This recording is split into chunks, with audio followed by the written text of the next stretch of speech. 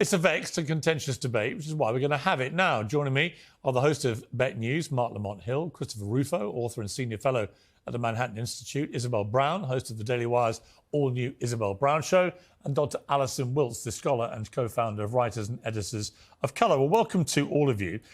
Christopher Rufo, it struck me very quickly that there was an extraordinary lack of interest in this story from most of the mainstream media, to the point where I posted on X, why is this not getting more attention? It's one of the most shocking things that I've heard or seen in a long time. This innocent young Ukrainian refugee in America on a train, just being cold-bloodedly murdered on a train.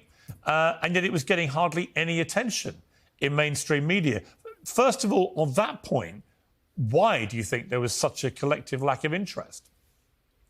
Well, there's the obvious and much discussed racial double standard at places like the New York Times and CNN and the progressive media. But I think there's a deeper reason.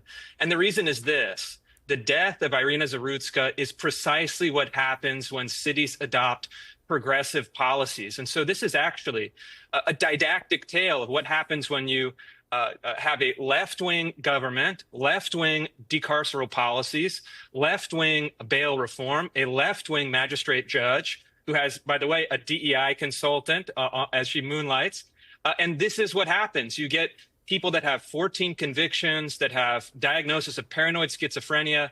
In this case, this person's own family, DeCarlos Brown's own family, requested that this person be held in a psychiatric facility, but progressives have demolished all of the places that would have kept people safe. And the end is quite simple. You end up with a girl that is stabbed in the neck on a train. This could be prevented.